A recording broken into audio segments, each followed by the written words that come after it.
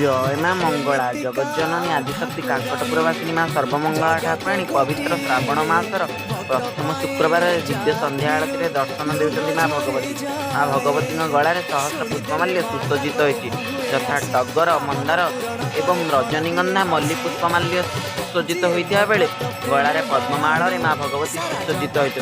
मस्तकरे गीत गोविंद पाठ को धारण कर मां जगज्जननी जगत कल्याणी मां भगवती राजराजेश्वरी श्री सर्वमंगला ठाकुराणी आपन को दिव्य रूप से दर्शन देउछन्ति।